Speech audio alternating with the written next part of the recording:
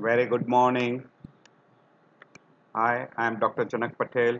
Today I am going to talk on very interesting topic in ECG reading, that is we call as a ST segment. This will be including ST plus T wave also. So we are going to discuss on ST segment today. So again same, you will see only what you will look for, and you will look for what you recognize and what you know. So if you know something, you will recognize and you will look for. And what you will recognize, you will remember only what you understand.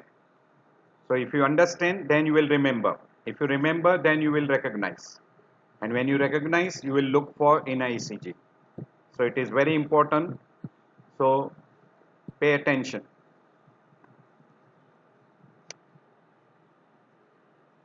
Now there is one term. We always use that word. All ST segment elevation are not MI. They are not STEMI.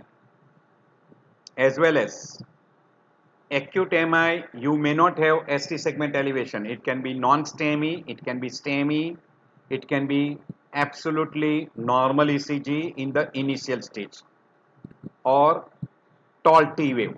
We call this hyperacute T wave. So these are all the different varieties what you will be talking about. So see as many ECG as possible whenever you are free. Listen to the people who explains you all these things. And if you understand very well, then you will know more and more, and you will be able to recognize ST segment elevation is STEMI, or it is STEMI mimics, STEMI equivalent. That particular part we'll be talking in a next lecture. So before we start into ST segment elevation, little idea regarding an ischemic heart disease. Ischemic heart disease means the heart disease which is because of lack of blood supply to heart, myocardium. So there is a difference between an oxygen supply, that is demand, and supply ratio. This will be manifested in different form. One we call is a stable angina, or we call angina pectoris. Second, it may be absolutely asymptomatic, where person do not have any symptom but myocardium gets damaged. So it can be stable with chest pain, or it can be without any chest pain, we call asymptomatic, or it can present as an acute coronary syndrome. An acute coronary syndrome consists of STEMI, sorry, which we call as an acute myocardial infarction with ST segment elevation, and which will have at the end Q wave appearance in an ECG. That's why we also call it as a Q wave MI, or we also call this as a transmural MI. There is another variety of presentation in an ischemic heart disease and acute coronary syndrome. Before you record and diagnose whether it is STEMI or non-STEMI, person dies, we call it a sudden cardiac death. And third way of presentation, that is with ST segment depression in an ECG, we call unstable angina, where there is no myocardial infarction, but person has got a rupture of a plaque, and because of that rupture, person gets anginal pain, which is different from a stable angina. That we call as an unstable angina, and troponin is negative in that unstable angina. And with an ST segment depression, you can come across another variety we call as a non-STEMI, that is non-ST elevated MI. In this particular person has got myocardial infarction, troponin will be positive, and in an ECG you will have a ST segment depression, and when it heals, there will be no appearance of Q wave. That's why it is also called as a non-Q wave MI. It is also called non-STEMI. It is also called as subendocardial infarct and non-transmural infarct. These are all the different terms which are being utilized. So that is the different way of presentation as far as the clinical symptomatology is concerned. A chronic ischemic heart disease can present as a dilated cardiomyopathy, very common, and you will come across in a chronic stage. It can present as a conductive disturbances in the form of arrhythmias, mainly in the form of ventricular arrhythmias rather than atrial arrhythmias. In ventricular arrhythmias, multiple ventricular premature beats. ventricular tachycardia or sometime even ventricular fibrillation, and then person can die, or person can present as what we call as a congestive heart failure. Myocardial function becomes less and person can present as a congestive heart failure. Depending upon which chamber is damaged more, that chamber will fail first, or sometimes they can present as a sudden cardiac death. This is the wide variety of an ischemic heart disease group. You can identify ischemic heart disease by an ECG.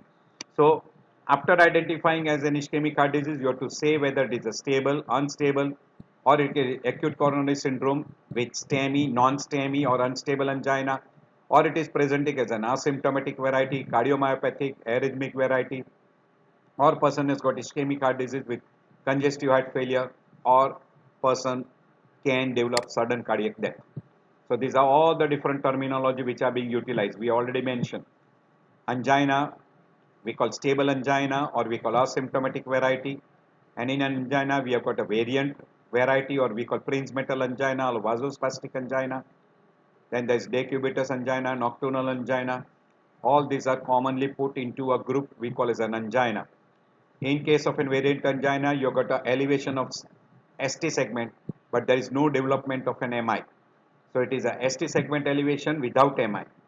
So this is one which you should differentiate from STEMI. In acute coronary syndrome, you got unstable angina, acute MI, which can be non-STEMI, STEMI. We call as a non-transmural infarct, non-Q wave MI or subendocardial infarct, and STEMI we call as a transmural infarct or a Q wave MI. Or person can present as an absolutely no chest pain, and on an ECG you get an evidence of a STEMI. This is called as silent MI or painless MI. And sometimes person can present as a sudden cardiac death.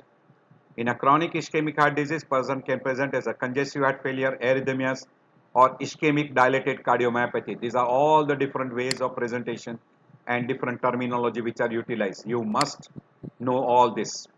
Here there is a one simple slide which shows you the difference between the three groups. Here you can see that there is an Q wave appearance. There is an ST segment elevation with T wave inversion. This we call as a STEMI. Now, if you label this as a STEMI, there should be biomarker like troponin or CPK-MB should be positive. In absence of CPK-MB and troponin positive, very rarely STEMI will be presenting with this. But very frequently, if this is negative and there is an ST segment elevation, it can be variant angina. Do keep it in mind.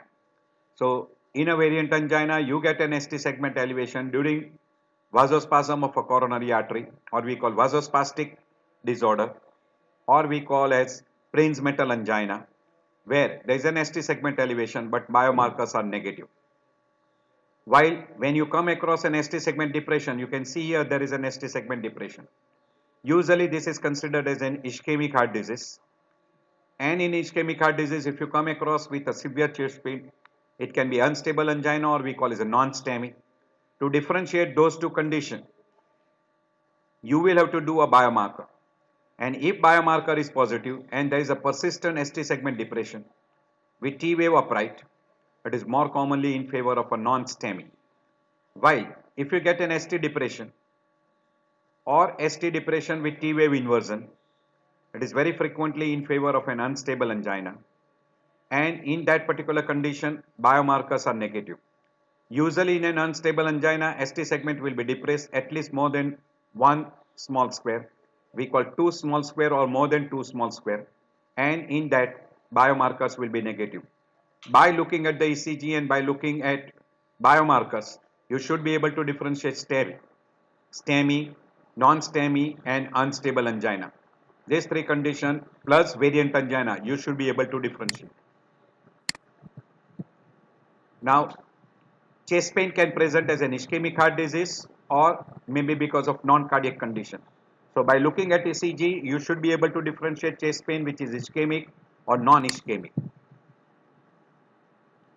If patient does not have chest pain and there is an ECG changes, maybe normal, maybe silent MI or maybe ischemic heart disease. Ischemic heart disease can present as angina, acute coronary syndrome, which can be unstable angina, non-STEMI, STEMI, or sudden cardiac death. Ischemic heart disease you can diagnose by a good history, physical examination, ECG. In some cases you might require a treadmill test, or we call it a stress test. You will require troponin, CPK-MB. Nowadays LDH1 and SGOT is not done, but mainly TP, troponin or CPK-MB are usually used as a biomarkers, and they will be positive in case of a STEMI and non-STEMI. But in case of unstable angina, they will be negative. In variant angina also this will be negative. Other, in a doubtful cases, you will require to do an angiography to find out whether it is ischemic or not. But usually angiography, which is combined with CT angio, is done in a person who needs PCI, or we call it an intervention. In those conditions, angiography is done. Usually nowadays it is combined with CT angio or MRI angio, and then you proceed with what we call as a angioplasty. In ECG, you can have a normal ECG in an ischemic heart disease. You can have a tall T wave, we call as a hyperacute MI, hyperacute T wave in an MI. You can have a T wave inversion, which will be common in a ischemic heart disease, STEMI and non-STEMI. And if you get ST depression, it is more in favor of a non-STEMI and unstable angina. Chest pain may be there with ECG normal, or can be even MI, acute MI. All ST elevation are not STEMI, can be unstable angina also, or it can be in many other conditions we'll be discussing further. Another way around, ECG can be showing you ST elevation, but it can be STEMI, or it can be what we call as a STEMI equivalence, or it can be mimics. Mimics are usually non-cardiac, while equivalents will end up with STEMI, that is myocardial infarction. So we'll be discussing that in a separate lecture. Now, in an ischemic heart disease, history is a must, followed by a EKG and followed by a biomarkers we call CPK-MB or troponin. Echo can help you to identify sometimes presence of MI by means of a regional wall motion abnormality. So if you get an regional wall motion abnormality, it favors ischemic heart disease. In an EKG, if you get J point elevation, we call it a ST elevation, or J point depression, we call it an ST depression, or identify the morphology by means of a concavity or convexity, or it is flat. So this is one another point which will help you to differentiate between ischemic and non-ischemic. We'll be showing you all those slides. In morphology, another thing, you look whether ST depression is horizontal, downsloping, or upsloping, because usually upsloping are less likely to be ischemic, but can be ischemic, while horizontal and downsloping are always ischemic. Look at the T wave shape. Shape that is tented or picked, broad base, symmetry, and hyperacute. So this we have already discussed in a T wave, but we'll be again giving you a highlight of that. So when you look at all these things, it will help you to confirm 100% by looking at ECG. That is ST elevation or depression, morphology of ST elevation or morphology of ST depression, and T wave shape. So you look at the ST segment, elevation or depression, and T wave shape will help you to identify ischemic heart disease. And then we look at in anatomical area involved in ECG, whether it is in 2 leads, more than 2 leads, which leads, consecutive leads, etc., which will tell you the exact area of localization according to the anatomical area, and which will also help you to suspect which artery is involved. We'll be discussing all this in further slides.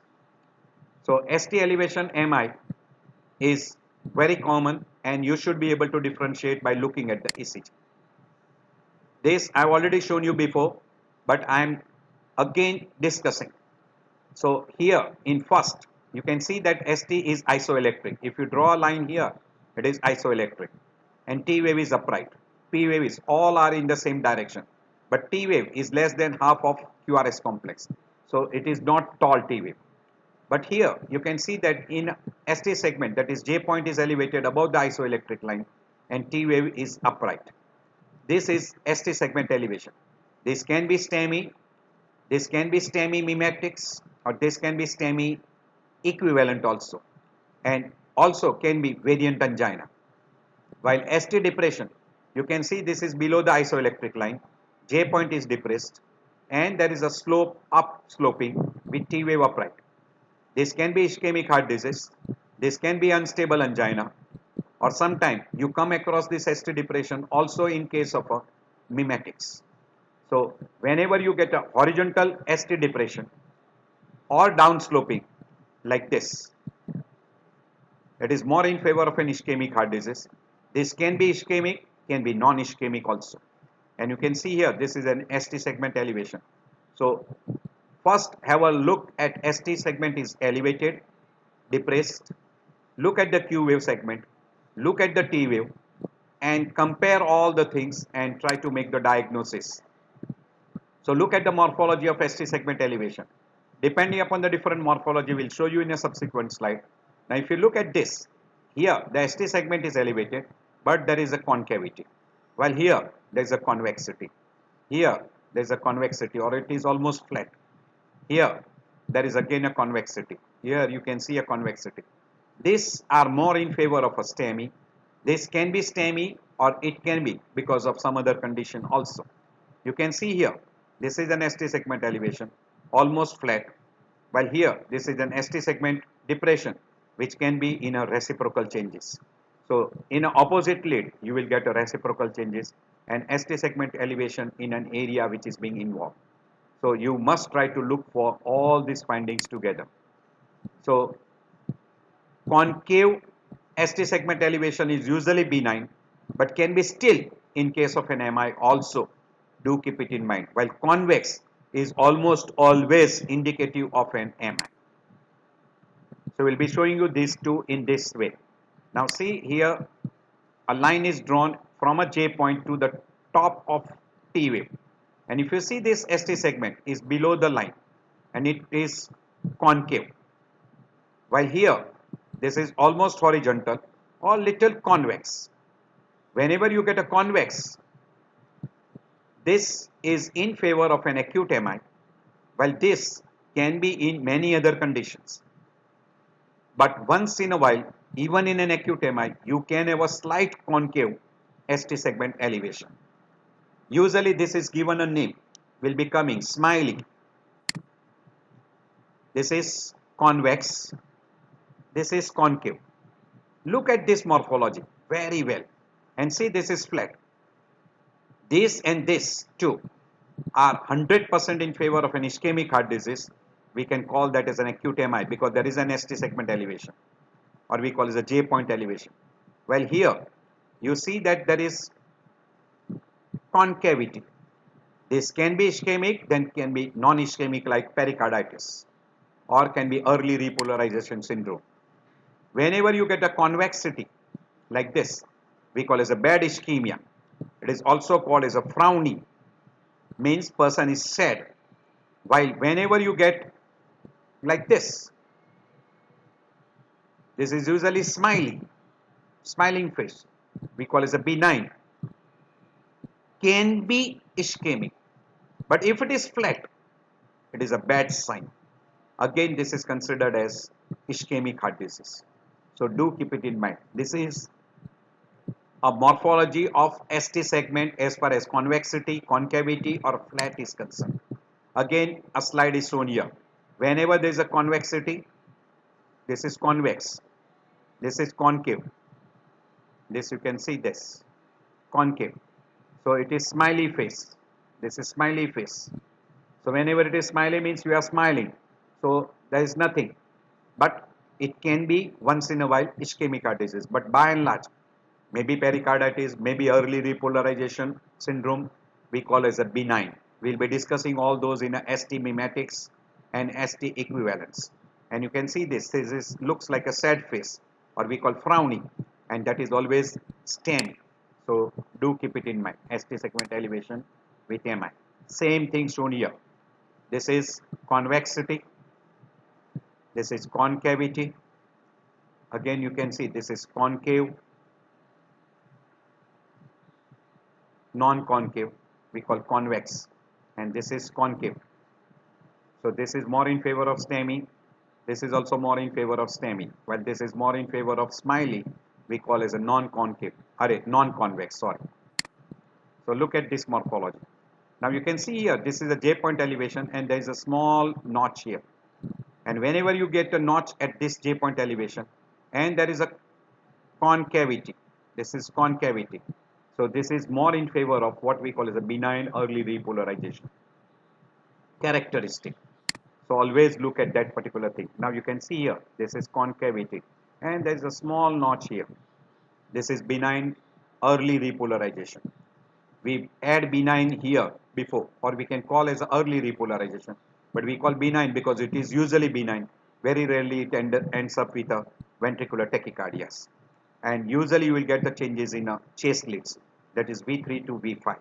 So look in V3 to V5 commonly for an early repolarization. So if you got an ST segment elevation with slight notch at a J point elevation, we'll call that as a benign early repolarization. Now you can see here, this is upsloping.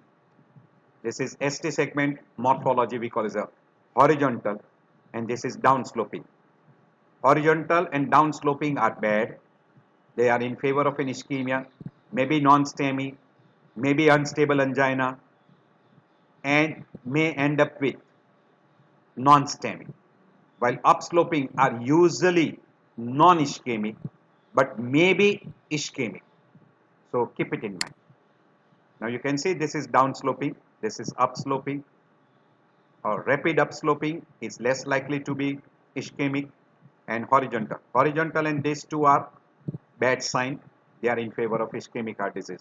So by looking properly, you will be able to identify, and you can see that J point is depressed.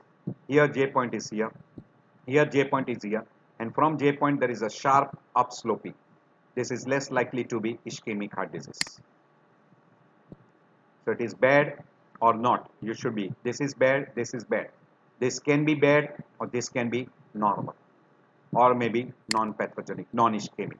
Again same, upsloping, downsloping, horizontal. These two are bad. Now you can see here, this is horizontal, this is horizontal, this is horizontal, and this is upsloping. This is downsloping. This is again downsloping. So this can be non-pathogenic, but this is severe ST depression with T wave upright, more in favor of a myocardial ischemia. So all this suggests myocardial ischemia, maybe unstable angina, maybe non-STEMI, etc. Or maybe reciprocal changes also. Whenever you look at the T wave shape, this we have already discussed in the T wave. I am repeating very fast. Look at the T wave morphology. Usually you can see this upslope. This is longer than downslope. So if you get an upslope, very gradual upslope, and there is a downslope, this is called tented. But if you get a sharp upslope and sharp downslope, both are equal. So it is symmetrical and it is peaked. This is more in favor of hyperkalemia. Well, if you get this upslope, this is longer and this is shorter. So we get asymmetry, and there is a broad base. Here there will be usually narrow base. But if there is a broad base, tented means first upslope is longer than second downslope. So we call tented. So tented, broad base, symmetrical, and height is equal to R or more than R, or at least more than half of R. You consider that as a hyperacute T wave. It is in favor of an acute MI, or we call as a STEMI. Person is likely to develop STEMI. So in summary, whenever you want to identify an ischemic heart disease, look at the J point. J point means ST segment, beginning of the ST segment, whether it is depressed below the isoelectric line or it is above the isoelectric line. And we will be using some of the criteria we will be mentioning in a subsequent slides. And if it is elevated or depressed, we call ST segment is elevated or depression, it is always abnormal. And it can be mimetics, it can be equivalent, or it can be STEMI or non-STEMI. Now look at the morphology. It is convex, we call frowny, it is flat or it is concave. Try to look, find out whether it is concave or it is convex. Convex is also called frowny or we call sad, or there can be a flat. All these are abnormal. Concave can be abnormal. In T-wave shape, look at whether peaked or tented, it is broad base or narrow base, symmetrical or asymmetrical, and hyperacute. A tented wave, broad base wave, asymmetrical, and hyperacute is more in favor of an ischemic heart disease like hyperacute MI. Now we look at the magnitude of ST segment elevation. If ST segment is elevated more than 2 millimeter, it is in favor of an acute MI. If it is less than 2 millimeter, it is more in favor of an early repolarization syndrome, or we call benign early repolarization in case of pericarditis and other condition which produces ST segment elevation without MI. If ST segment elevation is more than 1 millimeter in lead 1, what we call as a limb leads, lead 1, AVL, L2, L3 and AVF, or in V5, V6, more than 1 millimeter, it is in favor of ischemic heart disease and we call STEMI. And if it is elevated more than 2 millimeter in V1 to V4, it is in favor of a STEMI or we call as an acute MI. And if it is more than 2 millimeter during chest pain and then there is no ST segment elevation after treatment or spontaneously, we call that as a Prinzmetal angina or we call vasospastic angina or we call variant angina, where ST segment will come back to normal without any treatment spontaneously or after treatment or after disappearance of a chest pain. That is very characteristic. Do look at all these findings. We call magnitude of ST segment elevation. So now we look at the regional territory. What is regional territory? It is usually what we call as a consecutive leads or contiguous leads. In anterior MI it is V3, V4. In septal MI it is V1, V2, V3. In anteroseptal it is V1, V2 up to V4, V5. In lateral MI it is V5, V6. In inferior wall MI L2, L3, AVF. If it is right from V1 to V6, we call as an extensive anterior wall MI. But you can have a diffuse ST elevation where there is no STEMI, can be in pericarditis, myocarditis, stress cardiomyopathy, early repolarization syndrome, etc. And if you get an ST changes only in V1, V2, look at the Brugada syndrome, which can be cord shape or a saddle shape with T-wave inversion. This is characteristic in only V1, V2, and there will be no other changes in other leads. So this is we call as a distribution or regional or territorial pattern. So now we are going through one by one. So there can be ST segment. Whenever there is an ST segment change in the form of elevation or depression, it is always associated with the T-wave changes. It can be, T-wave can be upright, can be inverted or can be biphasic. So T-wave can be tall, flat, inverted or biphasic along with ST elevation or ST depression. And T-wave can be tall, flat, inverted or biphasic without any ST segment changes, where ST segment may be isoelectric. Both this permutation combination are present. So T-wave changes can be there without any ST segment changes, and whenever there is an ST segment changes, it is always there with a T-wave changes, and which can be tall, flat, inverted or biphasic. So do look at all these findings. So this is a combination of ST segment with the T-wave changes, We have already discussed in a previous lecture, so I am not discussing here again. So do look at all this ECG. So these are the ECG patterns which can be there. With ST segment you will have a T wave changes, different types of T wave changes along with ST segments. We have showed you all this before, so I am not repeating again. At your leisure time you can go through again. Now I am mentioning two conditions here, one ST elevation and one non-ST elevation infarct.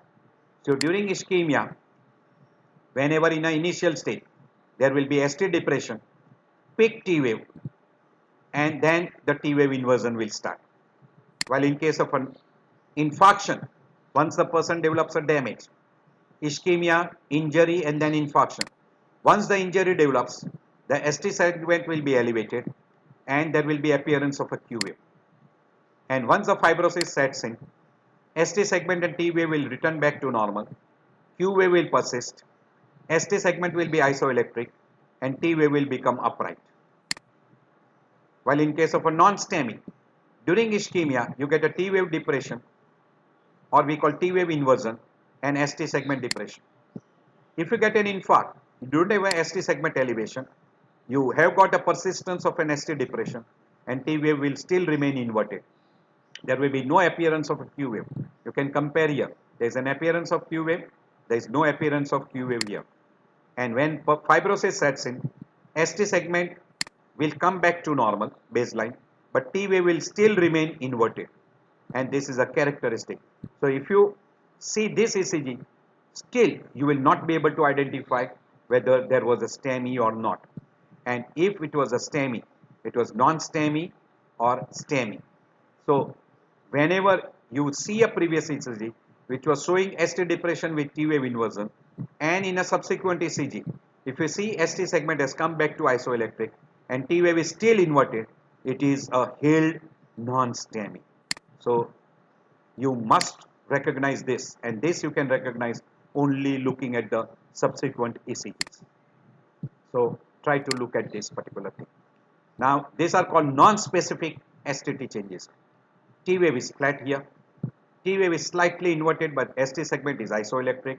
You can see this is a scooping of a ST segment and scooping of a T wave, and then this is an ST segment depression, and look at the shape of the T wave. These are very frequently non-specific T wave and STT changes, but still keep it in mind, sometimes you can have an ischemic heart disease with such odd type of an STT segment changes. Now we are showing you here what is happening. Now if you look at this ECG, the arrow is shown here. This is showing you a T wave inversion. You can see T wave inversion. There is an ST segment elevation, nice convexity. You can see convexity, nice convexity and T wave inversion. This is in V1, V2, V3, V4, almost in even in V5, and see in V6 there is a T wave inversion, right? Now if you look that properly, in lead 1 there is a T wave inversion here, there is a T wave inversion here. Now this particular T wave inversion is showing you a possibility of evolving MI, developing MI. Yet now here there is hardly any R wave. If you look at the R wave, there is hardly any R wave. So we call non-progressive R wave. And whenever you see a non-progressive R wave, it is in favor of an anterior wall infarct. So this is right from V1 till V5. This is extensive anterior wall infarction. So this is the T wave changes, what can be seen very clearly. Now you can see here the T wave changes, very marked T wave depression, or we call inversion, giant T wave inversion. Now whenever you see such giant T wave inversion, and if you see here there is an ST segment elevation, V1, V2, even V3 also, and see here giant.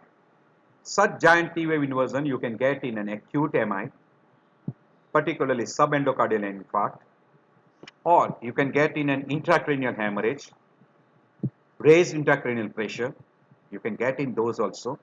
And if it is generalized, if you see properly, lead 1, lead 2, AVF, AVL, and in AVR, it is upright in opposite direction of QRS complex. And right from V1 till almost V6, this is generalized T wave changes. This can be non-ischemic. So keep it in mind. Can be Takotsubo, can be myocarditis, can be stress cardiomyopathy, or can be even what we call as uh, myocarditis, etc. All these possibilities are there, which are non-ischemic. So do keep it in mind. You will have to take a good history, clinical examination, ECG changes, and look at the troponin. Now troponin will be also elevated in myocarditis, in stress cardiomyopathy also. So in a stress cardiomyopathy, myocarditis, and in case of an ischemic heart disease, there will be little differentiation, will be little difficult. But usually in a ischemic heart disease, it will be localized. And whenever you get a generalized, it is more in favor of a stress cardiomyopathy or maybe what we call as a myocarditis. You should try to have a look at that particular condition. Now if you see here, T wave changes. Now if you look in this V2, there is a ST segment elevation. This is a J point elevation. T wave is upright followed by a negative T wave. Upright, so it is biphasic. You can see clearly biphasic, right? And you got that in V2, V3 only. In V4, V5, V6, we don't have that changes, and we don't have any other changes in other leads. So whenever you get changes only in V2 and V3, and if you got an ST segment elevation with biphasic T wave, suspect Whelan syndrome. It is called Whelan syndrome. T wave changes, biphasic, Whelan syndrome. This Whelan syndrome is because of proximal LAD occlusion or left main anterior coronary artery occlusion, left main coronary artery, LMCA, we call left main coronary artery occlusion. And when you get that, it gives rise to chest pain. Troponin may be elevated, may not be elevated. And this you will have to differentiate because this will end up with an acute anterior wall MI and can be dangerous one. So if you diagnose this early, it requires what we call as a intervention like angioplasty, PCI. So do identify these conditions. Similar, again you can see here, V2, V3, biphasic T wave, upright negative, upright negative. Here you have got an inverted T wave. You can see this. This is Whelan sign because of LAD occlusion. Whelan sign. Now there is a little difference in D Winter sign. What is there in a D Winter sign?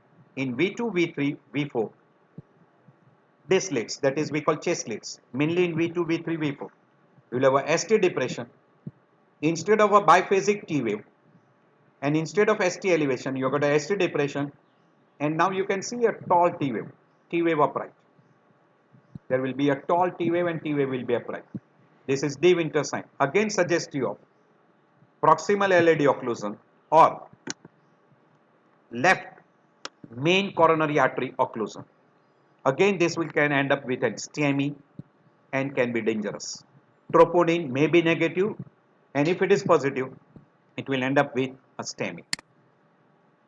Now you can see here again, there is an ST almost isoelectric. There is a slight depression with T wave inversion.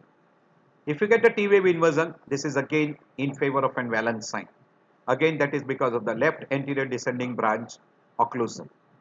And along with that, if you get an ST changes in other leads, see here you can get an changes in the other lead also. Lead 2, lead 3 and AVF. It is in favor of an ischemic heart disease, and this can end up with what we call as an anterior MI. We call STEMI. That will end up with an anterior MI STEMI. And this is because of a left anterior descending branch occlusion. Now we come to ST segment.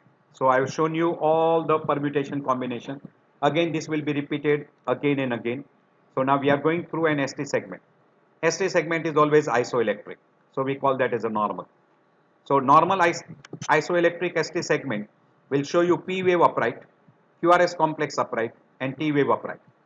Now if you have got a P wave upright, QRS complex upright, and J point is above the isoelectric line, we call as an ST segment elevation.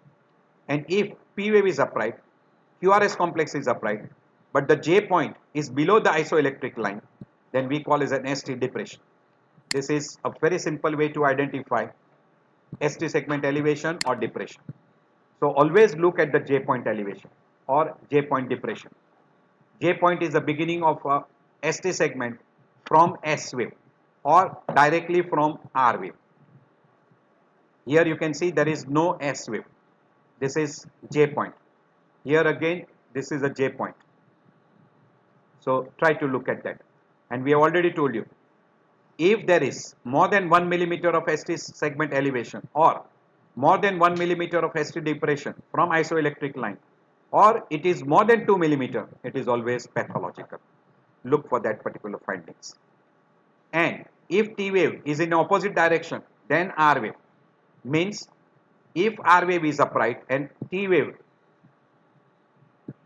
is in opposite direction, we call inverted. And if it is present in a two consecutive leads, and if ST segment is depressed, then that is significant. Now these are all the, you know that the ST segment corresponds to second phase of a depolarization, sorry, repolarization. This is depolarization which corresponds to QRS complex, and second phase of a action potential, this is a repolarization phase that corresponds to ST segment, or indirectly it is a junction between J point and T, and this is that ST segment, and that gets changed whenever there is an damage to myocardium. So this is a J point and this is J60 point we call, which is just after J point. Usually we look at the J point elevation. This is J point, and if it is above the isoelectric line, we call as a J point elevation. Here it is elevated by 4 small square, so we count ST segment elevation by 4 points. And here if we draw the isoelectric line, this is J point, it is depressed by 3 small square, this is also significant. Now we'll be talking about the ST segment depression. ST segment, if it is depressed, look at the morphology. From J point, if it is down sloping, if it is up sloping, or it is horizontal. Horizontal and down sloping are usually pathological. They are always ischemic heart disease. And if it is more than, we call horizontal more than 1 millimeter and down sloping more than 1 millimeter, or sometimes we say that more than 2 millimeter is always in favor of ischemic heart disease. While up sloping more than 1 millimeter may be normal, non-pathological, or sometimes it can be present also in an ischemic heart disease. Now these are all lot of causes of ST segment depression, but we are always interested in this, ischemia and infarction. So ST segment can be depressed, means more than 2 small square in a non-Q wave MI or non-STEMI, or we call subendocardial infarct or non-transmural infarct. We identify this in these conditions.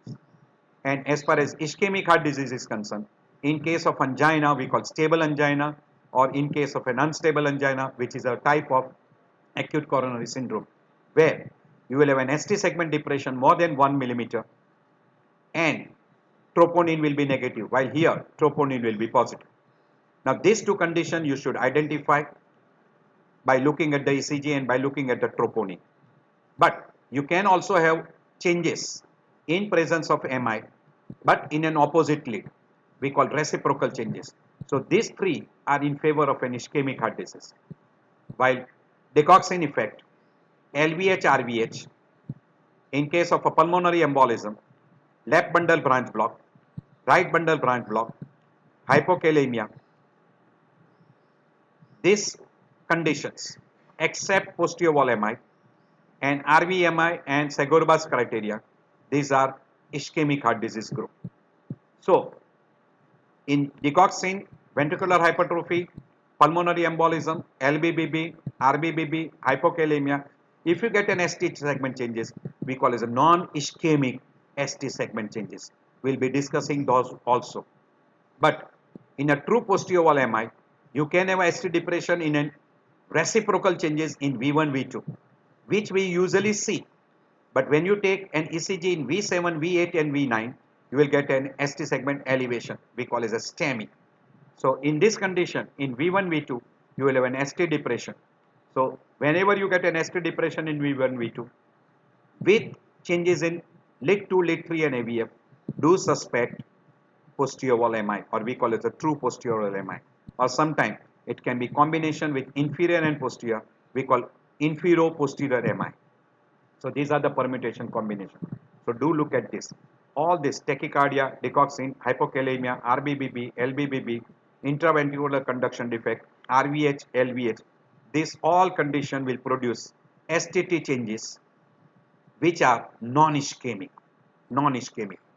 In tachycardia, digoxin and hypokalemia, we call primary repolarization abnormality, while RBBB, LBBB, intraventricular conduction defect, RVH, LVH, it is secondary repolarization abnormality. We don't go into primary variety, why it happens, it is all physiology. So I'm going to the next slides. Yes, you can have sometimes ST depression which can be false positive, which is non-ischemic, but still we consider that as ischemic. ST segment depression without any disease. So if a person does not have a chest pain, does not have any cardiovascular disorders, structural or functional, and troponin is negative, that can be false positive. But always keep it in mind that ST segment depression can be non-pathological, can be pathological. There is something called as a false negative. Means person has got a disease but there is no ST depression. So person has got chest pain, troponin is elevated, but still there is no ST depression. You can have. And once in a while person will not have any chest pain, but there will be ST segment changes. This is called silent myocardial ischemia. This you must be aware of it. So ST segment depression criteria, 1 millimeter or more than 1 millimeter, we usually say 2 millimeter. It can be horizontal or downward sloping, always in favor of ischemic heart disease. And if it is more than 0.8 second, it is again more in favor of ischemic heart disease. And if there is an ST depression with J point, means J point is depressed with rapid upward sloping, may be considered as normal, but sometimes it can be suggestive of even ischemic heart disease. You should be aware of all these clinical criteria. Now you can see this marked ST segment depression with troponin positive, it is non-STEMI. But if it is troponin negative, it will be unstable angina. So ST segment depression with T-wave inversion, history of chest pain, history of autonomic symptom present like profuse perspiration, nausea, vomiting, etc. Biochemistry requires a diagnosis of MI, that is troponin. If troponin is negative, unstable angina. Troponin is positive, non-STEMI. And you can see here ST segment depression with T-wave inversion, classical, in favor of non-STEMI. Q wave may or may not form on the ECG. By and large, the Q wave does not appear in non-STEMI.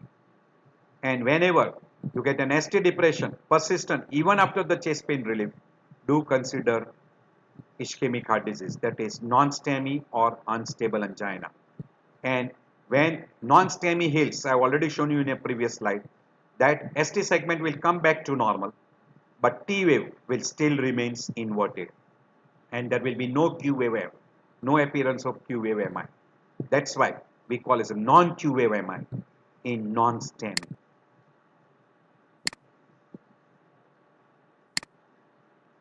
So non-STEMI infarct before injury, normal ECG. You develop an ischemia, there is an ST segment depression with T-wave inversion. You get an infarction, ST segment depression with T-wave inversion. And when you get healed, fibrosis, ST segment will come back to baseline, but the T-wave will persist as inversion. Again, I'm repeating this slide so you can remember for lifetime. And here, see, there is no Q wave. That's why this is also called as a new non-Q wave MI. So at the end, there is no Q wave, ST segment isoelectric, but T wave remains inverted. It does not become upright. So now you can see here, there is an ST segment depression. You can see clearly ST segment depression clearly, right? It is in L2, L3, AVF, V1, V2, V3, V4, V5, 6. These are all. And correspondingly, if you see in an AVR, there is an ST segment elevation. This is suggestive of an ischemic heart disease. Even in lead 1 and AVL also, there is an ST segment depression. Now this will be a mirror image you can call. If you get an ST segment elevation in posterior, that is V7, V8, V9, it is looking through this window, this area. In this lead, you will get opposite of this ST segment elevation. So you just invert this. So you will have a, instead of Q wave, you will have a R wave. Instead of this Q followed by an R wave. So this Q wave will be R wave in this lead, and this R wave will be seen as an S wave, and this ST segment elevation will be seen as an ST depression with T wave inversion. Remember this. This is characteristic. So this is V7, V8, V9. This is V1, V2, V3. So whenever you get in V2, V3 ST depression, they are reciprocal changes of V7, V8, V9. That is true posterior wall MI. So reciprocal changes, we'll have one another slide where we'll show reciprocal changes. Inferior wall, we'll have a reciprocal changes in lead 1, AVL and chest leads. And anterior wall, or we call anterolateral, we'll have a reciprocal changes in lead 2, lead 3 and AVF. Or anterior wall, we'll have a reciprocal changes in lead 2, lead 3 and AVF. So these are opposite leads we call. Now you can see here, there is an ST segment elevation in V2, V3, V4, V5, V6, and there is a corresponding ST depression in lead 2, lead 3 and AVF. And lead 1, AVL is also having an ST segment elevation. So lead 1, AVL and chest leads are opposite of lead 2, lead 3 and AVF. These are called reciprocal changes. So there is an anterior wall STEMI with reciprocal changes in lead 2, lead 3 AVF. Clear? Very, very clear. Right? Here you can see ST segment elevation in lead 2, lead 3 and AVF, while there is a reciprocal changes in lead 1, AVL, V2, V3, V4, V5, V6. These are reciprocal changes. Clear? Right? These are reciprocal changes, and these are ST elevation. Very simple. Now again you can see here, same. Right? Now look here. Here we don't have a V7, V8, V9. So when you go through lead 2, lead 3 and AVF is showing you ST segment elevation. You should have a changes in lead 1, AVL, reciprocal changes. Now here we have got changes only in V1, V2, V3 more. And you can see this ST segment depression and T wave is upright. Now these are reciprocal changes of another area also, apart from inferior wall. So that are because of V7, V8, V9. So if you get an ST depression and there is a small R wave, you can see this small R wave in V2, V3, this 3. So that is in favor of a posterior wall MI, and there are reciprocal changes in V1, V2, V3, and there is an inferior wall changes. This is posterior wall MI along with inferior wall. So you can call that as an inferior posterior wall MI. This is inferior wall plus posterior wall. Inferior plus posterior wall. Even this also, V3 also. So reciprocal changes of STEMI. This is reciprocal changes of posterior wall MI. And if you take V7, V8, V9, you will have an ST segment elevation. Now this is left bundle branch block. Now these are non-ischemic. You can see that broad QRS, deep S wave, and there's a T wave upright.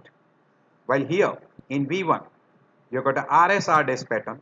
This is sorry RBBB. This is RBBB. Sorry, not left bundle branch block. RBBB. You can have RS dash pattern and see this T wave. It is in opposite direction. See this T wave in opposite direction. And there is a broad S wave. Now whenever you see in AVR and V1 RSR dash pattern and you have got a T wave inversion in opposite direction, T wave inversion in opposite direction, this is the R wave and T wave inversion in opposite direction, it is complete right bundle branch block, and this is non-ischemic. So always keep it in mind. So in a non-ischemic condition like right bundle branch block, left bundle branch block, you can see a T wave inversion, ST segment depression with T wave inversion.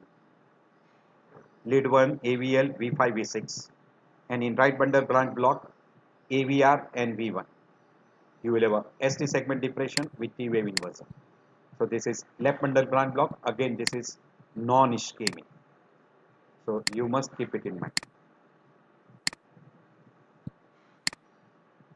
Now you can see here there is a small Q wave, a very tall T wave.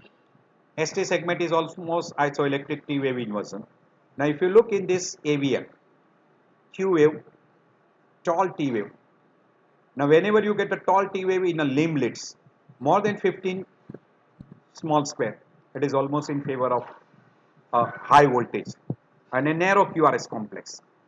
With you can see ST segment is depressed with T wave inversion. And look in V5 V6. In V5 almost 20 small square, ST segment depression with T wave inversion, and look at the QRS complex, it is narrow. Now this is LVH, and this changes tells you LVH with strain pattern, and this is criteria wise, these are almost 20 small square, and here if you look in V2, this is 5 plus 5, 10, so 20 plus 10, 30 small square. This is in favor of a LVH with, this is almost we can say 5, 10, 15, 20, and this is going down, so this is almost more than 12 small square, so this is close to 35, so it is in favor of a LVH. Ideally it should be 35. Now here it will be very clear, here we will be able to show you much better. Now if you see here in V5 almost it is 5, 10, 15, 20, 20 small square here, and if you look here it is almost 15 small square, 15 small square, 35 small square, and in V4, V5, V6 you can see a sharp deep T wave inversion. So this is left ventricular hypertrophy, lead 1 AVL V4 V5 V6, even right from V2 onwards you can see that, and this is in favor of what we call as LVH with STT changes. ST segment is depressed with T wave sharp inversion, so this is LVH with hypertrophy.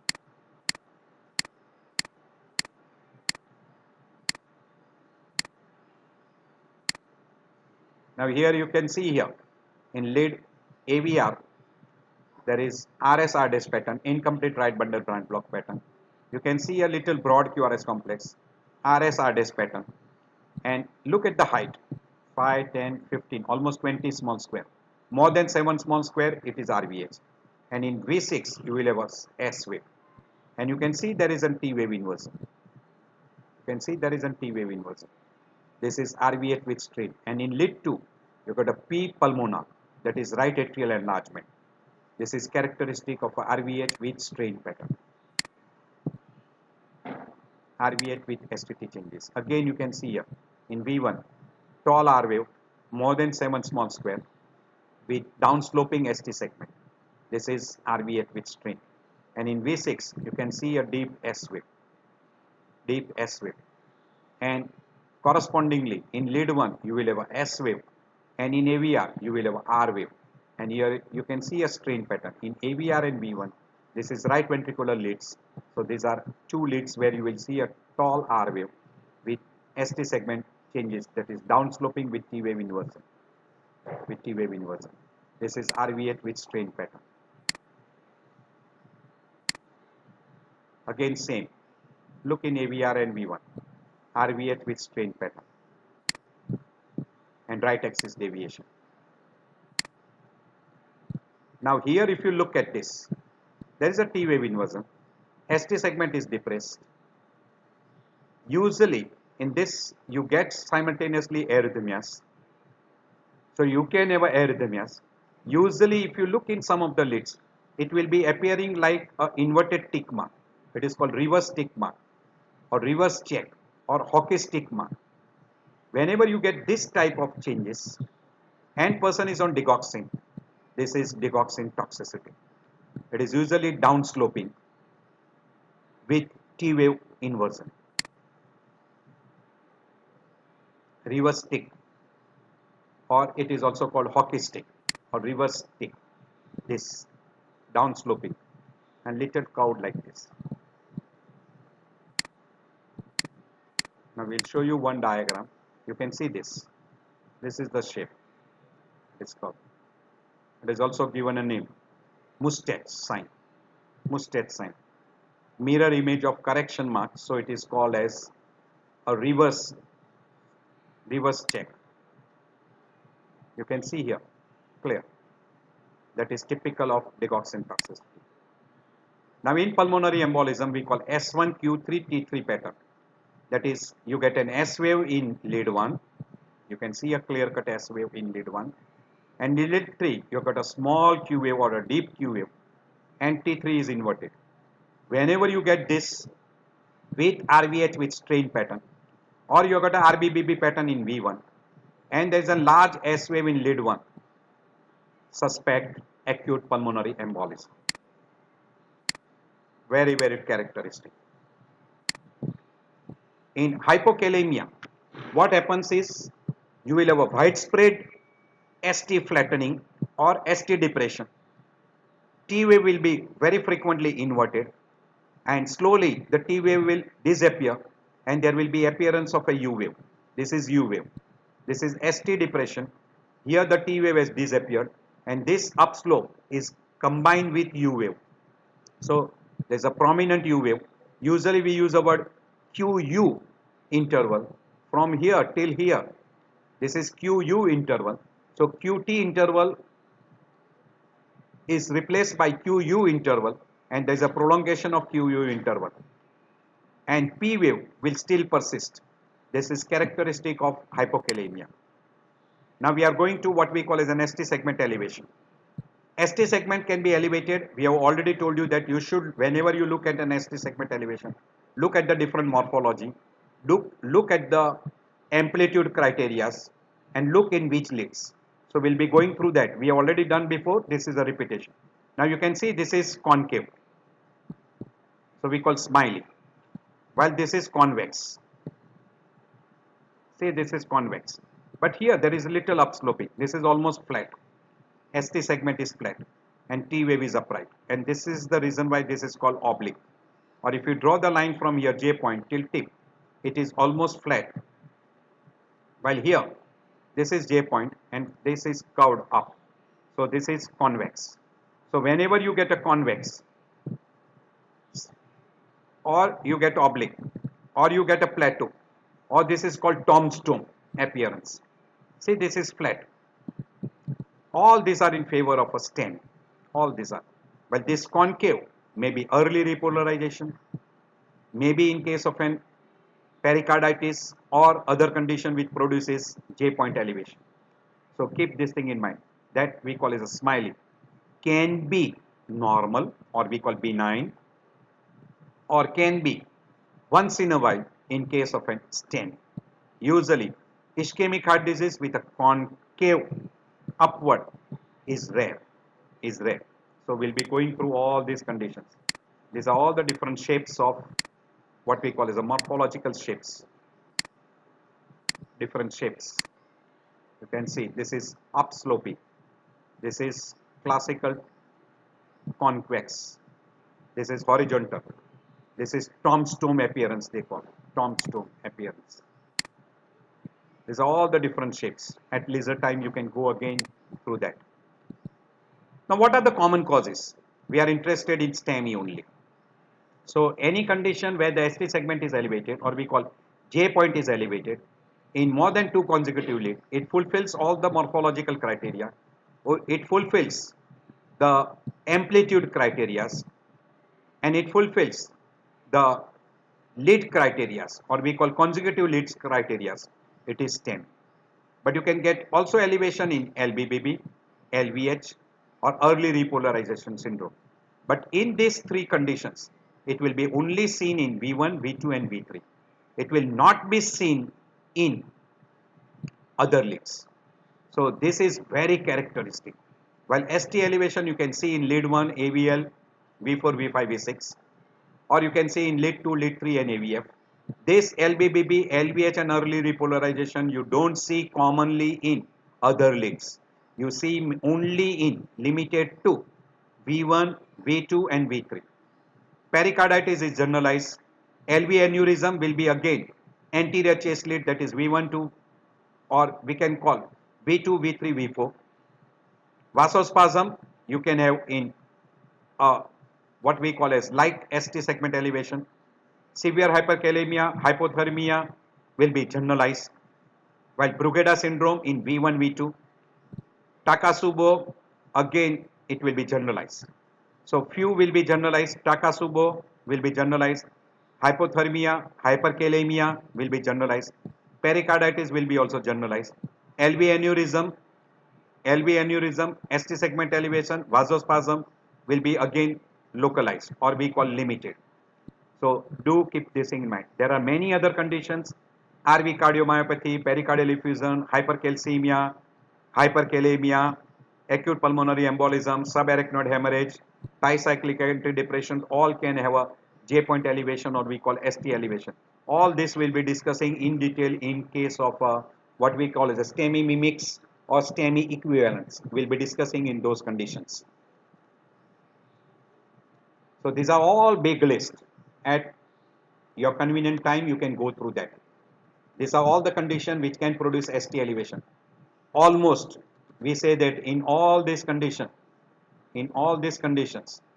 where only vasospasm is ischemic, all other are non-ischemic. LBBB, LVH, early repolarization, pericarditis, LV aneurysm is an old damage. Severe hyperkalemia, hypothermia is a non-ischemic. Brugada is non-ischemic, and Takasubo is also non-ischemic. In all these conditions, good number of time it is misdiagnosed as STEMI, and it is treated as STEMI. So now whatever I am going to talk about, pay attention and listen properly. This already we have shown you. ST depression, ST elevation can be ischemic, can be acute MI. This is hyperacute T wave. Can be benign like early repolarization, pericarditis. We have already given ideas before. Again, we'll be going through that. Now you can see this marked ST segment elevation and flattening at the top. This is called tombstone appearance. This is 100% characteristic of a STEMI. You can see a marked ST segment elevation. This is characteristic. So this is marked ST segment. This I have already shown you the slide before. So these are dangerous ones. This will be seen mainly in the chest leads. So whenever there is an ischemia, initially there will be only T wave inversion. Whenever there is an injury, you will have a Q wave with ST segment elevation, and T wave will be upright, then T wave will become inverted. And once there is a necrosis, there will be appearance of Q wave. ST segment will start coming down. T wave will be remaining inverted. And when there is an healing pattern, you will have Q wave appearance. ST segment will be isoelectric, and T wave will become upright. So difference between a normal and healed will be only Q wave. May or may not show Q wave, but usually in a STEMI, you will have a Q wave. In a non-STEMI, Q wave will not be seen. So this is called transmural, and this is non-transmural, or we call subendocardial infarct. where usually you will have a ST segment flattening, while here you will have a ST segment elevation. So early hyperacute T wave. As the time passes, Q wave will start appearing, ST segment will come down. Day 2, ST segment will start coming down, T wave will be inverted, Q wave will become deeper. Few days later, Q wave will be much deeper. ST segment will come closer to isoelectric line, T wave will be inverted. And when there is a completely healed, whether weeks or months, Q wave, ST segment isoelectric, T wave will become upright. And then we call this as a Q wave MI, or we call this as a old healed infarct. Old healed infarct. You can see this Q wave with ST segment isoelectric, T wave upright. At leisure time you can go through. There are many slides which shows you all this. This is at the 1 minute, this is after 1 hour or 2 hours, this is few hours, Q wave appearance, ST segment elevation, T wave inverted, ST segment coming down, Q wave is becoming deeper and deeper, and later on you have got T wave inversion. This will be still healing pattern, and this is healed pattern, T wave becoming upright. This is again time duration, acute or we call hyperacute, STEMI changes, healed pattern, confirmed Q wave MI. Now, whenever you want to distinguish a non-pathological Q wave, you must know what is septal Q wave. Septal Q wave is activation of the septum from left to right. So whenever the septum is activated from left to right, so that particular activation, because the bundle of his passes from right to left, and then it activates the left ventricular or interventricular septum from left side, it goes towards the right side. So this is a peculiar septal activation. And whenever the septum is activated, that produces a Q wave, and that Q wave will be best seen in V6. While in V1, you will see a first upright R wave, which is corresponding to Q wave. And then you will see a S wave, which is corresponding to QRS complex in V6. And this is the characteristic. So try to differentiate. This is non-pathological Q wave, or we call normal Q wave. You can see here in V5, V6, there will be non-pathological Q wave. Now here, sorry, I'll go one slide before. Now here in V1, you got this. But if you interchange the leads, like now I'm showing you here, what the person has done by mistake, the left arm is attached to right arm and right arm is attached to left arm. So lead 1 and AVR are interchanged. These are interchanged. So here you see a QS wave, which is ideally non-pathological. So Q wave in lead 1 and AVR is non-pathological because of lead reversal. So right arm and left arm is reversed, and you just change it, it will come back to normal one. It will come back to normal one. So now what is pathological? Any of the following is indicative of pathological. What is pathological? If it is more than 30 millisecond in duration. What is 30 millisecond in duration? Means 3/4 of a small box. So if this Q wave is broad and it is present in V1, V2 and V3. Normally in V1, V2 there is a small R wave, there is no Q wave. So if you get a Q wave in V1, V2 and V3, it is in favor of non-pathological or a pathological Q wave. And if it is deep enough, how much depth? More than 1/3 of the R, or some people say more than 1/4 of the R wave in height. We usually say more than 2 small square. If it is in depth, it should be considered as pathological. So do look at this. This is deep Q wave in lead 1 AVL, but there is no Q wave in other leads, considered as non-pathological. It is because of reversal. Now what are pathological Q wave?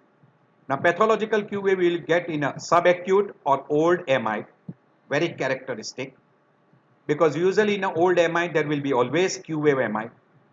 So, and if it is STEMI, there will be always Q wave. While in left bundle branch block, left anterior hemi block, left posterior hemi block, pulmonary embolism, infiltrative disease, WPW syndrome, myocarditis, myocardial damage because of trauma, chest wall deformities, lead reversal. These are all looks like an infarct, but they are not infarct. We call pseudo infarct. And in which lead you get, it is mentioned here. It is mentioned here. Do go through these particular things. So these are the leads which will be involved. So do look at this. And in this particular, it will be over the infarcted myocardium area. So we'll be going through all those leads separately. Now this is how the Q wave changes appears. This is acute infarct, this is healing slowly, and this is healed. You can see a deep Q wave and the T wave has become upright. So along with the Q wave, you can have a T wave changes during acute stage. Here, along with Q wave, there is an hyperacute T wave, and then there is an ST segment elevation and T wave inversion. So these are the common changes which you can get along with the pathological Q wave. So identify the pathological Q wave is very, very important. So whenever you look at the pathological Q wave, along with Q wave depth and width, look at the ST segment, J point. It may be isoelectric with T wave upright, tall T wave upright, or it will be J point elevation. And whenever there is a J point elevation, it may be with upright T wave or maybe with inverted T wave. Do look at that. I'll show you some other ECG. You can see a markedly wide QRS complex and see the depth, almost 15 small square, 100% pathological. Again, see here the depth of Q wave, pathological. See the width of Q wave, more than 1 millimeter, again pathological.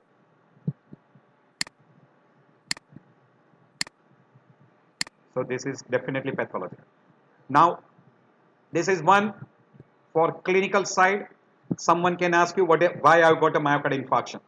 So by clinical history, by angiography, by ECG, etc. First, you have to confirm STEMI by ECG. And from history, whether it is spontaneous, we call type 1. If it is myocardial infarction secondary to ischemic imbalance like severe hypoxia, where there is a clear-cut precipitating factor, it will be type 2.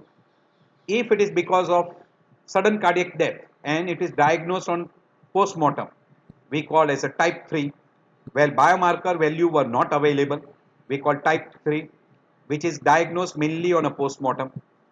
Type 4A, if person has already undergone a PCA and while related to during or after PCA, if a person develops a myocardial infarction, this 4A. If there is a stenosis of or occlusion or stent thrombosis producing the myocardial infarction is 4B. And if already the person who has undergone a CABG and now that CABG artery undergoes the occlusion and person develops a myocardial infarction, it is called type 5. These are necessary for further treatment. So by a good history, by ECG examination, by biomarkers, you should be and person must to identify this, you have to have a CT angio. So then only you can classify into type 1 to type 5. Now I am going through those different criteria. So this is a simplified way. Now in this previous slide, if you go through this, go through at leisure time. Whatever I have talked before, that are repeated here. Regarding Q wave, pathological Q wave, and regarding ST segment elevation. So just I am going through in a simplified form. Anytime you see a new ST segment elevation at J point, in a more than 2 contiguous lead or we call consecutive leads, which is more than 2 small square in height, in male person more than age 40, particularly lead V2, V3, or more than 0.25 small square in male less than 40 years age in V2, V3, and in woman more than 1.5 small square in V2, V3, or in limb leads more than one small square in all other leads, that is limb leads or V4, V5, V6, it should be considered as stem. This is characteristic. And most important, in absence of LVH and left bundle branch block, this should be ruled out. And if there is a left bundle branch block, use Sagar-Bosa's criteria. So always keep this thing in mind. So again, this is that the importance of Q wave, importance of cardiac enzymes, and importance of what we call as a STEMI. What has been given before, same is repeated here. Same is repeated here. So all the three things should be taken. Confirm that there is STEMI, amplitude criterias, Q wave criterias, and correlate with enzymes elevation. All this should be taken into consideration. So ST elevation should be defined. This is LIMS criteria. I have already discussed. This is V2, V3 criteria. This is AVR criteria. I will be discussing separately. And if there is an ST depression, this is those criteria which we have discussed in ST depression. This will be corresponding to what we call as a true posterior wall MI. So these are groups. L2, L3 AVF is one group. L2, L3 if you get changes, or 3 AVF or 2N AVF are the groups. In anterior V1 to V4, or you can have changes in V1, V2, V2, V3, V3, V4, 4, 5, 5, 6. But 1 and 6 cannot be considered. 1 and 5 cannot be considered. 1 and 4 cannot be considered. And these are anterior wall changes. While lateral wall, lead 1, AVL, V5 to V6. 1 and AVL is a consecutive lead. V5 and V6 is a consecutive lead. Put them into a group and look at more than 2 leads or 2 leads minimum should have a changes. This is a standard criteria for AVR, that all waves, that is P wave, QRS complex and T wave, are all inverted. But if you see T wave upright or ST segment elevation, it is abnormal. Or even if the QRS complex is upright, look at the abnormality. We'll be talking of that. AVR is considered as orphan lead and it is a neglected lead. It gives you some idea in pericarditis, right atrial infarcts, and also in case of an RVMI. So we'll be talking separately. It is also called as a forgotten lead. So this is one criteria which we will be talking separately again in detail whenever we show you a ECG in AVR. Only AVR lead will be discussing in detail. So whenever you see an ST elevation in AVR and you have got an ST depression in multiple leads, that is significant. If ST elevation is more than 1 millimeter, and if there is an ST elevation in AVR which is more than V1, and there is also ST elevation in V1, it suggests left main coronary artery occlusion, or we call triple vessel disease, or sometime you get also in case of a left main equivalent disease, etc. Do keep it in mind. So ST elevation in AVR more than ST elevation in V1, it is in favor of an LMC occlusion, and ST elevation in AVR in proximal LAD, triple vessel disease or LMC occlusion, it is in favor. Now this is one very important slide. I must have shown you many times before, and again this I am repeating.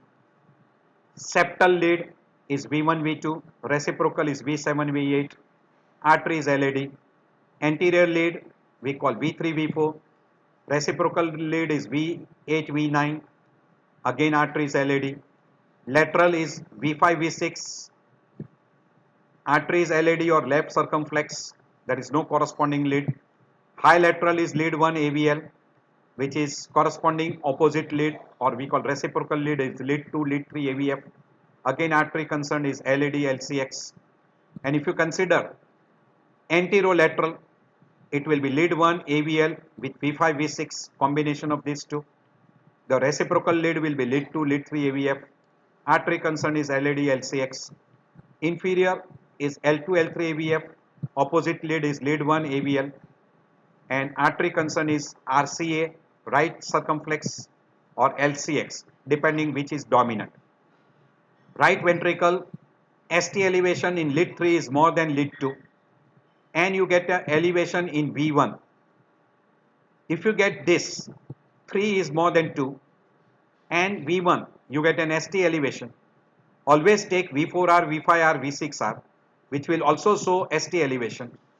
But in V2, you will have an ST segment reciprocal changes, what we call as left side, fourth intercostal space, you will have an ST segment depression. This will be in case of a right ventricular MI, and this is because of proximal right circumflex artery.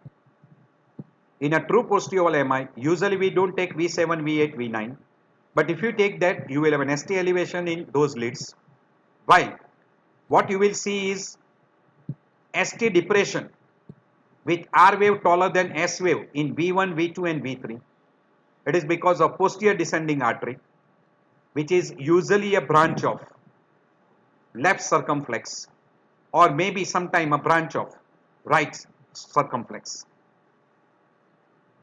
If you get an ST elevation in AVR, we have already shown you before that if there is an ST elevation in AVR with an ST depression in multiple leads, it is left main coronary artery occlusion. So do remember this, left main coronary artery occlusion. Along with this, you will have multiple ST segment depression if you have got an AVR segment elevation. These are all those reciprocal changes which I have already mentioned before. Again, you can go through, this is a repetition. In posterior wall, you will have a reciprocal changes in anterior lead, that is V1, V2, V3. In inferior, you will have a changes in V1, V4. In anterior lead, you will have an inferior lead. In inferior lead, you will have a high lateral lead, that is lead 1 and AVL. These are what we call as the reciprocal changes.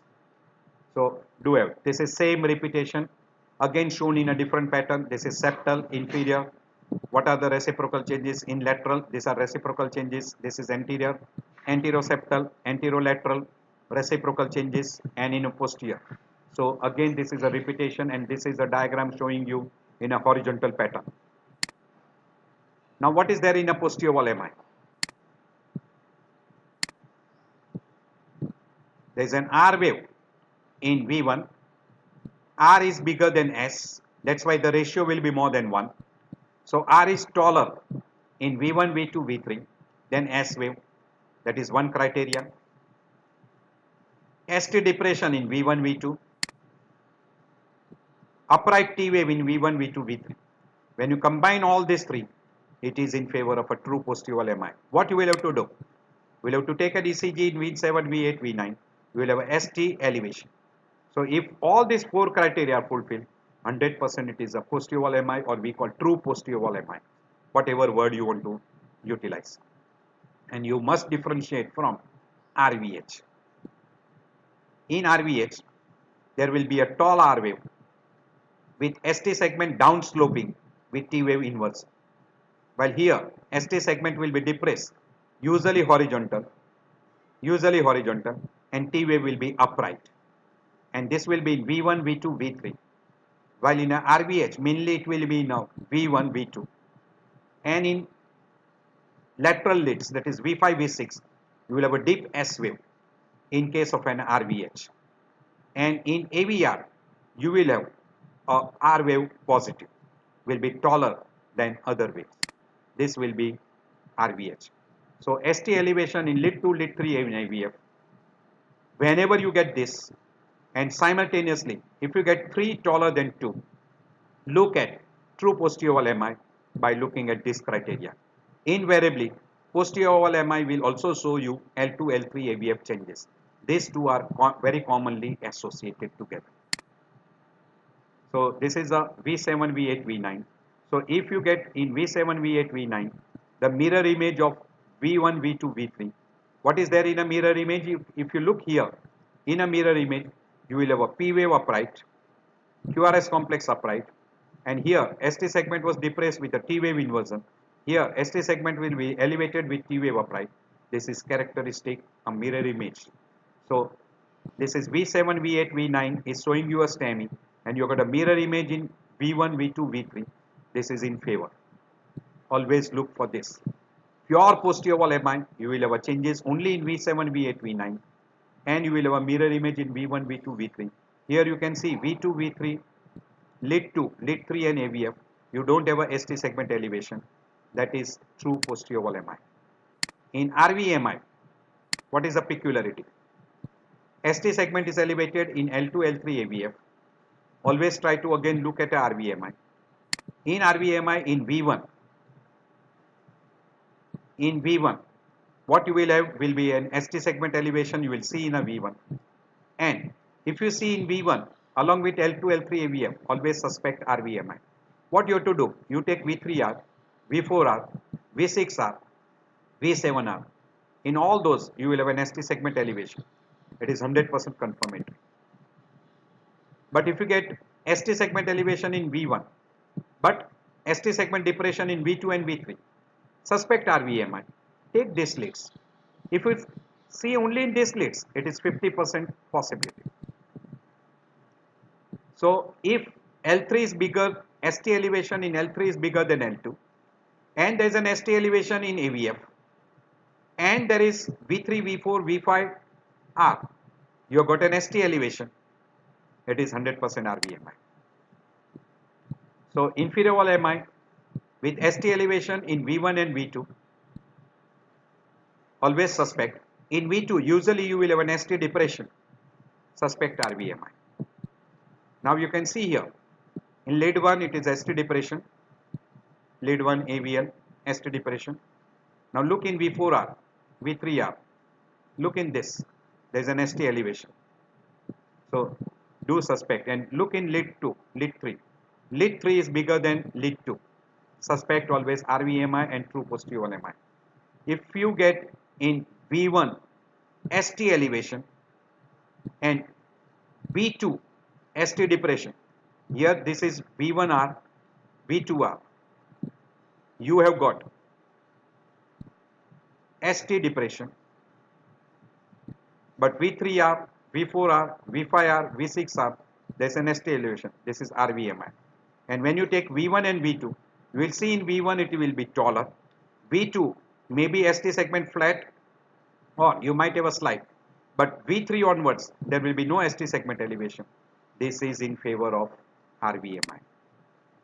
So these are regarding reciprocal changes, what we have talked about.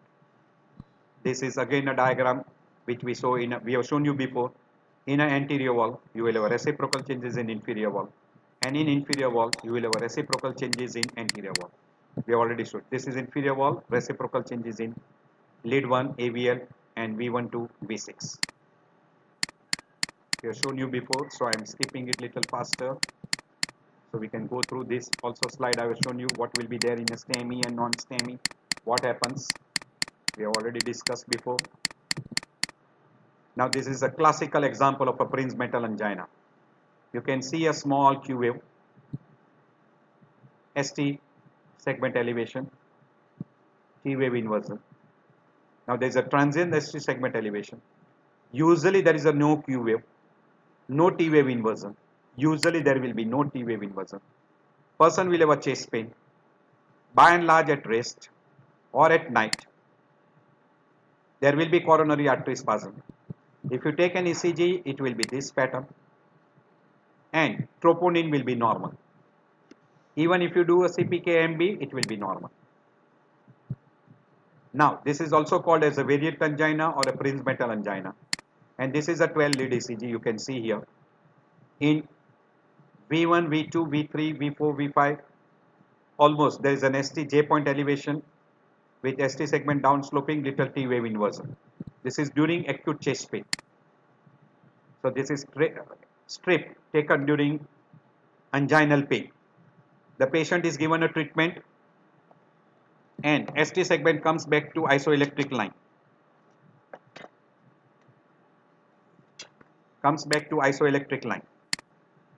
Now you can see after treatment or sometime even spontaneous. You can see now in V1, V2, there is no Q wave. ST segment is just isoelectric. This is ST segment elevation, but here if you see, ST segment is isoelectric and there is no change in the T wave, no appearance of Q wave. This is absolutely normal. And this is described as variant angina. If you see this, don't misdiagnose as an acute MI. Always keep it in mind, it can be variant angina whenever you see ST elevation. And if a subsequent ECG shows you regression back, do keep it in mind. Now this is another condition which will be misdiagnosed. A new appearance of an LBBB, or already person was having an LBBB before and he develops a chest pain. To diagnose a STEMI in presence of an LBBB, it becomes difficult. But if there is a new LBBB and there is a STEMI, always watch for hemodynamics. If person has got unstable hemodynamics like fall of blood pressure, tachycardia, low volume pulse, person has got profuse perspiration, nausea, vomiting, severe chest pain, etc. Now look for Segor-Baza criteria. If they are positive and on echo, regional wall motion abnormality, and there is a reduced ejection fraction, and troponin is positive, it is in favor of acute MI, or we call STEMI in presence of LBBB. Now this is a slide which is summary of entire. ST segment may be normal, elevated or depressed. ST segment, if it is abnormal, look in ECG, which leads. If ST segment is depressed, it can be stable angina, unstable, non-STEMI, or sometime even in STEMI. Look for symptoms and signs and look for troponin. Troponin will be positive in STEMI, but it will be also positive in non-STEMI. But troponin will be negative in unstable and stable angina, and also in case of a variant angina. Do keep it in mind. If there is an ST depression, LVH, RVH, bundle branch block. In these three, it is non-ischemic, while reciprocal changes in case of a STEMI, you will have a troponin high, but there will be STEMI with reciprocal changes. While in this, you will have no ST elevation, but there will be reciprocal changes, or we call ST changes, depression with T wave inversion, etc., or T wave may be upright or biphasic. If there is an ST elevation, it can be STEMI, variant angina, have a symptom signs, look at the ECG, look at the troponin, and look at the subsequent ECG. In variant angina, subsequent ECG will show you normal, troponin will be normal, and ECG, once it becomes normal, there is no appearance of Q wave at all. While in STEMI, troponin will be abnormal during acute STEMI, and once it is healed, you will have an appearance of Q wave, ST segment isoelectric, and T wave will be upright. That's why it is also called as a Q wave MI. ST segment will be elevated in lead 2, lead 3, and AVF. In inferior wall MI, characteristic, reciprocal changes in anterior lead. If you got inferior wall MI with in V1, V2 changes, what are the changes? ST depression. We call reciprocal changes of true posterior wall MI, that is V7, V8, V9. In V1, V2 you have got an ST depression. Do suspect true posterior wall MI. And if you have got an ST elevation in V1 or V2 and there is an ST depression in V2, V3 and you have got an ST elevation 2, 3 more than 2, lead 3 ST elevation is more than 2, and in V3, V4, V5 R's right side lead, V3R, V4R, V5R, there is an ST elevation, it is 100% RVMI. You can have a combination of inferior with posterior, we call inferior posterior, and if you get a combination of inferior wall L2, L3 AVF with lead 1 AVL and V5, V6, it is inferior lateral wall MI, odd combinations. So if you get an ST elevation in lead 2, lead 3 AVF, R is more than S in V1, do suspect true posterior wall MI or RVMI, and depending upon the ST elevation in V1, suspect RVMI, and if there is an ST depression, suspect true posterior wall MI. So R wave bigger than S wave in V1, ST depression or ST elevation in V1. If there is an ST elevation, RVMI. If there is an ST depression, true positive wall MI. And if there is an R wave little bigger than S wave, usually there is an S wave deeper than R wave. But if R wave is almost equal or bigger than S wave, and there is a code COVED, code ST segment with down sloping and T wave inverted, only in V1, V2, V3. No other lead shows you changes. There is no changes in lead 2, lead 3 and AVF. Suspect Bruguera. So this is one clue. ST elevation in V1 to V6, it is extensive anterior wall. V1, V2, it is anteroseptum. V3, V4, it is anterior. V5, V6, we call lateral. If it is lead 1, AVL and V5, V6, it is called anterolateral. And if it is right from V1 to V6, we call as an extensive anterior wall. These are all the different terminology which are being utilized. If there is an ST elevation in V5, V6, and there is an elevation in lead 2, lead 3 and AVF, it is inferolateral. And if there is ST depression in V1, V2, it is true posterior wall MI. Means if you get V7, V8, V9 ST elevation with ST depression in V1, V2, it is a true posterior wall MI without any change in lead 2, lead 3 and AVF. If there is a change, usually we use the word posterior wall MI. So ST elevation in AVR more than V1, suspect LMC occlusion. And if there is an ST elevation in AVR with ST depression in many leads, again suspect LMC occlusion or proximal LAD occlusion. So ST elevation in AVR and multiple leads in proximal LAD occlusion, triple vessel disease or LMC occlusion. ST elevation in AVR, ST depression in multiple leads, LMC occlusion. ST depression in AVR in distal LAD occlusion. You can get that. Upright T wave in V1, again in favor of LMC occlusion. ST elevation, ST depression in only AVR without any changes in other leads. And if a person has got severe chest pain, do suspect inferior wall STEMI. This is one of the very odd findings. Once in a while you can see only in single lead. Do troponin and have a subsequent ECG, which will have appearance of ST elevation in L2, L3 and AVF later on. And if there is an ST elevation in lead 1 and AVF, only suspect high lateral. And whenever you suspect high lateral, take V1, V2, V3, means chest leads, one space higher up. You will have ST elevation in those leads. Then we call that as high lateral anterior wall infarct. Now here I end my lecture. You will find it very helpful. I'm putting other slides also. You can go through those slides at leisure time. These are those different slides. This is how you approach when a person has got ST elevation and you have confirmed the diagnosis of STEMI. This is the approach with a person of STEMI, what treatment you have to give. See that no time is wasted. How you do it? This is one slide, very good slide. Go through at your leisure time. This is another slide which I am putting it again. Go through at leisure time. You must act fast to prevent a mortality. These are the different ECG for your quiz. Try to answer them independently and go through all.